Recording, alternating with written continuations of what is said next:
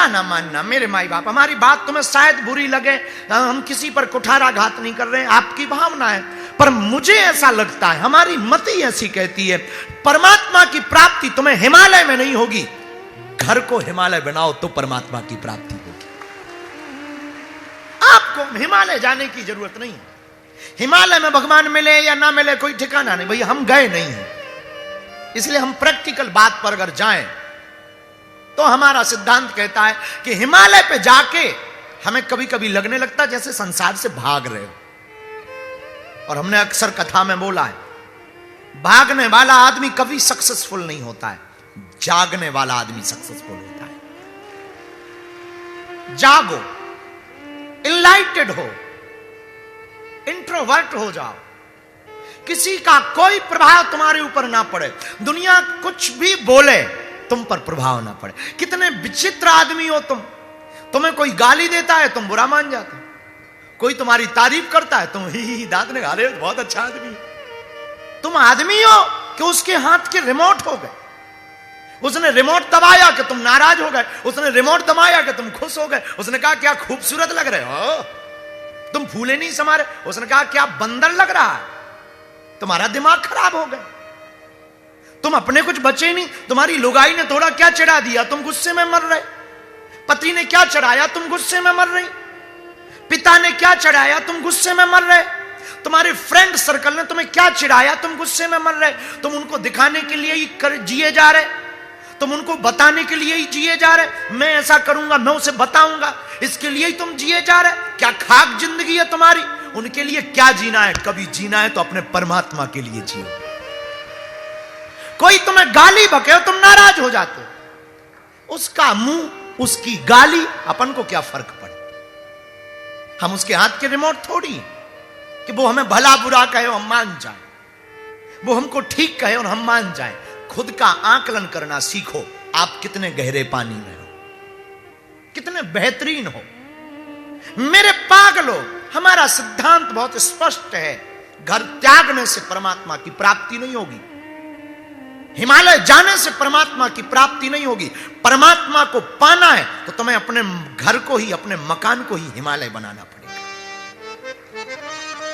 तुम्हें अपने मन को अयोध्या बनाना पड़ेगा, तुम्हें अपने मन को व्रज बनाना पड़ेगा, तुम्हें अपने मन को ही हरिद्वार बनाना पड़ेगा, तुम्हें अपने मन को ही केदारनाथ बनाना पड़ेगा। फिर तुम जहां भी रहोगे मौज में रहोगे। तुम किसी की बातों में मत पड़ो, तुम किसी के चक्कर में मत पड़ो, ये दुनिया तो किसी को जीने ही नहीं देती है। ये मत भरोसे में रहना कि तुम कुछ पालोगे, इनको दिखा दोगे कोई फर्क पड़ेगा, इनको कोई फर्क नहीं पड़ता दुनिया वालों को। तुम चाहे मर जाओ तो इन्हें कोई फर्क नहीं, तुम जी जाओ तो इन्हें कोई फर्क नहीं, तुम कुछ भी कर जाओ कोई फर्क नहीं। 2 दिन ये ताली बजाएंगे, 4-5 सेल्फी खींचेंगे, 1-2 फोटो अखबार में छपेंगी और भूल जाएंगे। तुमसे पहले कितने लोगों की अखबार में फोटो नहीं छप गई, क्या कर लिया, कौन से नगर बस गए उनके नाम से, कौन सी उनकी पूजाएं शुरू हो गई। तुम ये दुनिया को रिझाने के लिए, दुनिया को आकर्षित करने के लिए, दुनिया को खींचने के लिए ये अपने फ्यूचर को बर्बाद मत करो। तुम्हारी निजी पर्सनल लाइफ है, उसको जियो और निजी जिंदगी को जीना सीखना है, स्पिरिचुअलिटी के साथ, अध्यात्म के साथ जियो। अगर तुम स्पिरिचुअलिटी के साथ जियोगे तो कभी भी तुम टेंशन में नहीं रहोगे, हमेशा अटेंशन में रहोगे। अगर तुम थोथा ज्ञान पा करके और दुनिया की बातों में जियोगे तो टेंशन में रहोगे, लेकिन अगर तुम सदगुरु की बातों में जियोगे तो अटेंशन में रहोगे। गुरु अटेंशन देता है, गुरु का काम है सावधान करना। गुरु तो आपको होश में लाता, तुम होश में आओ। तुम्हें होश ही नहीं, किसी ने कान में तुम्हें कहा कि बाबा बहुत अच्छी कथा सुनाते, चलो तुम चले आओ। अभी तुम्हारे कोई कान में कह दे क्या बकवास सुन रहे, चल घर पिक्चर देखते, तुम घर चले जाओ। किसी ने कहा बाबा बहुत अच्छा बोलता है, जरा देखो चमत्कार ही है, चलो देखाते, तुम आ गए। और यहां भी तुम्हारा थोड़ा मन लगेगा, तब तक कोई मैसेज आ जाएगा, तुम फंस जाओगे। उसने कहा आ जा, तो चले भी जाओगे। तुम तो किसी आपकी कठपुतली हो गए, तुम तो किसी की कठपुतली हो गए। तुम्हारा निजी वे क्या है, तुम्हारा निजी विचार क्या है, तुम किस तल पर बैठे हो, आपका IQ लेवल किस तल का है, आप अपने विचार में कितने प्रज्ञावान हैं, कितने बुद्धिमान है। आप हो कहां, हौस में जियो। आप खा रहे हो तो खा रहे हो, वही रोज का काम, फिर नहाया, फिर खाया, फिर थोड़ा गुलछर्रे उड़ाया, फिर सो गए। तुम करते क्या अपनी जिंदगी में? जरा हम तुम्हें ताने भी दें तो हमारी तुम्हारी जिंदगी बड़ी सीमित है। बड़े भाई पढ़े, बीए की पास किए, नौकरी ली, लुगाई भाई, बच्चे भाई, मर गए। इतनी छोटी सी जिंदगी है, कुछ खास नहीं किया। ना तुम्हें खाने का मौज पता है, ना खाने का आनंद पता है, ना तुम्हें रस पीने का पता है, ना तुम्हें जीने का पता। अरे एक एक चीज में रस छिपा है, एक एक कंकड़ कंकड़ में, एक एक कण में परमात्मा का आनंद छिपा है। और तुम चाहो तो डूब के देखो। बुरा मत मानना, जिंदगी को मजे लेना है तो कभी सीखना। जब कोई चित्रकार डूब जाता है तो वो ये भूल जाता है कि मैंने कब से चाय नहीं पी है। जब कोई नाचने वाली डूब जाती है तो वो भूल जाती है कि मैं रोड पर नाच रही हूं या किसी राजा महाराजा के सामने। जब कोई गायक गाने में डूब जाता है तो वो भूल जाता है कि वो किचन में गा रहा है या बाथरूम में गा रहा है। उसी प्रकार जब तुम परमात्मा में डूब जाओगे तुम सब भूल जाओगे, तुम्हें होश नहीं रहेगा। हमारे पास लोग आते हैं और जाते हैं। बहुत से लोग हमसे पूछते कि आप बड़ी विचित्र जिंदगी जीते, आपको कोई फर्क ही नहीं पड़ता। हमने कहा हम साहब अपनी मस्ती में लगे हैं। इसका मतलब ये नहीं कि तुमसे कम झंझट हमारी जिंदगी में बहुत है। हमें भी रोज गालियां मिलती हैं। आप यूट्यूब देखो तो 10-20 वीडियो हमारे नाम से रोज फेंके जाते। कमेंट्स देखो, हाँ पोंगा पंडित, मीम्स बनाई जाती। लोग हमसे कहते कि आपको कोई फर्क नहीं पड़ता। हमने कहा हमने इनको देखना ही बंद कर दिया। और अगर हम देख भी लें तो बाद में मुस्कुरा के कह देते सेम टू यू, झंझट खत्म, तेरी गाली तुझको मुबारक, हम जे चले। तुम्हारे चक्कर में हम क्यों टेंशन में रहे। हमने तो गुरु के चरण पकड़े, हनुमान जी के चरण पकड़े। मेरा हनुमान सिखाता है टेंशन में नहीं अटेंशन में जीना है।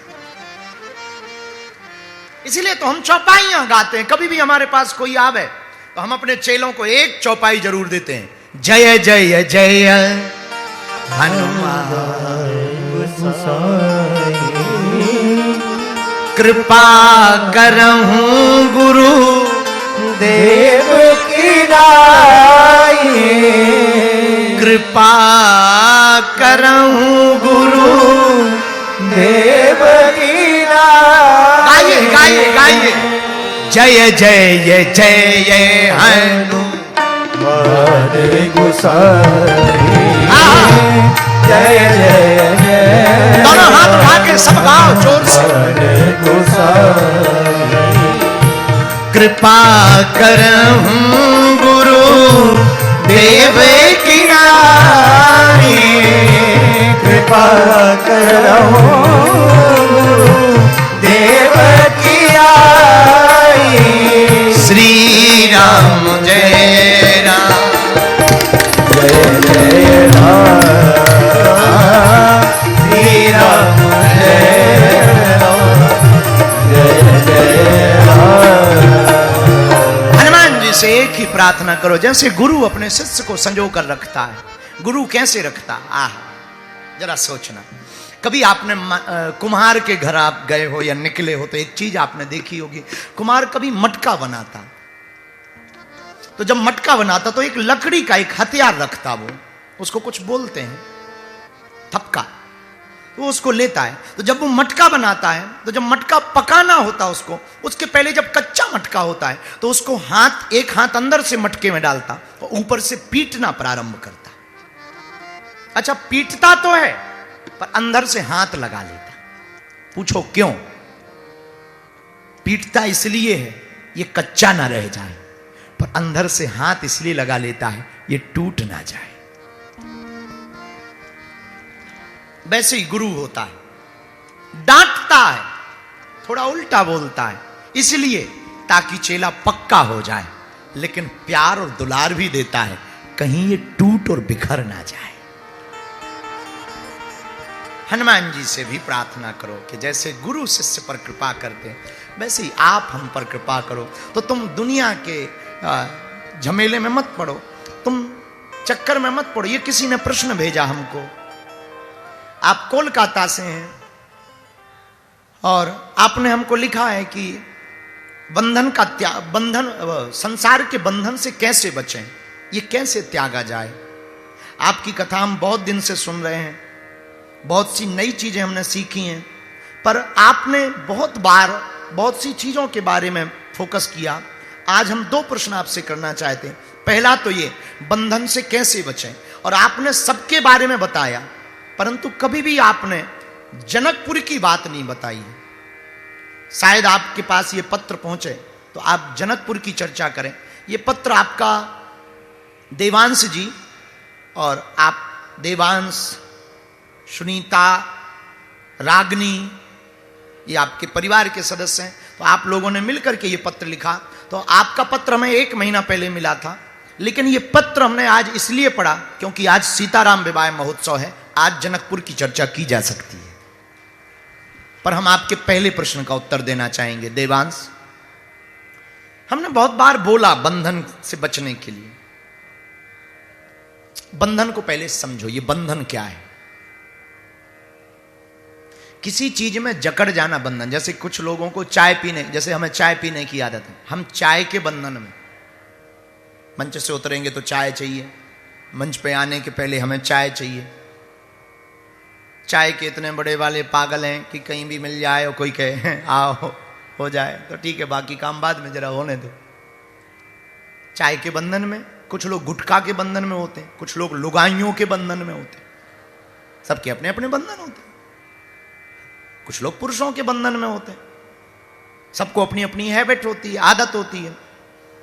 तो बंधन का मतलब है किसी चीज का आदी हो जाना, सरेंडर हो जाना किसी चीज के प्रति। पर देवांश, आपने पूछा है कि बंधन से बचने का उपाय क्या। बंधन से एक ही बचने का उपाय है, एक बड़ा बंधन लगा लो। मतलब पैर तुम्हारे, जय जय जय, पधारो पधारो संतो पधारो। हाँ, पूज्य धूमेश्वर वाले महाराज जी का आगमन हुआ है, धूमेश्वर महादेव वाले पूज्य महाराज जी का आगमन हुआ है। ओहो वाह।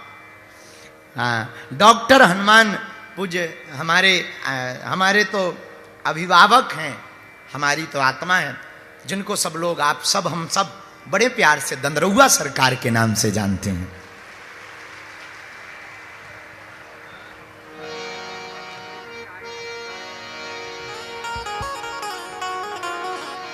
आज के दिवस की मैं जाऊं बलिहारा, मेरे घर आयो राजा राम जी का प्यारा।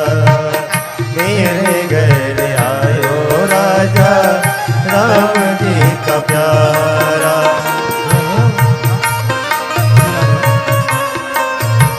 आज के दिवस की मैं जाऊं बलिहारा, मेरे घर आयो राजा राम जी का प्यारा। मेरे घर आयो राजा राम जी का प्यारा।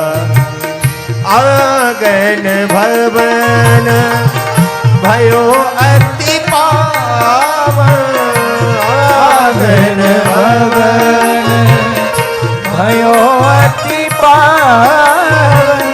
हरिजन बैठे हरि जस गावन, हरिजन बैठे हरि जस गावन। आज के दिवस की मैं, आज के दिवस की मैं जाऊं बलिहारा, मेरे घर आयो राजा राम जी का प्यारा। मेरे घर आयो राजा राम जी का प्यारा। श्री सीताराम भगवान की, दंदरौआ सरकार की, धूमेश्वर महादेव की। बड़ा अद्भुत स्थान है। हम तो महाराज जी के चरणों में गए थे, 1-1.5 साल हो गया। दंदरौआ सरकार हनुमान जी के दर्शन करने, कथा कहने, बहुत आनंद। एक बार खूब सीताराम कह के ताली बजा के महाराज जी को आप लोग भी प्रणाम कर लो। हमारे बुंदेलखंड की ये विभूति है दंदरुआ सरकार, बड़ा सरल स्वभाव, एकदम सीधे साधे, और हम पे तो बड़ी कृपा है। अभी पदयात्रा में बहुत थकावट हो गई, बहुत ज़्यादा वो हो गया, तो एक दिन ये आप पहुंच गए, तो हमने कहा कि आप आ गए। बोले हम आए नहीं हैं, हम तुम्हें झाड़ो लगावे आए। तो जो दादाजी का, पिताजी का जो स्वभाव होता ना, वो पूज्य महाराज जी का इस दास के प्रति है। दास को पुत्र रूप में, दास को नाती के रूप में, दास को शिष्य के रूप में आप कृपा कर देते हैं, तो हमारा तो सौभाग्य है कि पूज्य श्री दंदरुआ वाले महाराज जी की कृपा। धूमेश्वर वाले महाराज जी तो रात को बैठे ही रहे, तो खूब बातें होती रही। बहुत प्राचीन मंदिर है, आपने खूब महिमा बताई है, और हमें तो जब मोबाइल पे दिखाओ तो हमें श्रृंगार बड़ो प्यारो लगो महाराज जी को, तो हम कभी दर्शन करने उनके भी। फिर हमको भूमिया सरकार के महाराज, भूमिया सरकार के महाराज जी भी आप आज कथा के मध्य में आए हैं। हम सबका बड़ा सौभाग्य, इतनी विभूतियों के एक साथ दर्शन हो रहे हैं।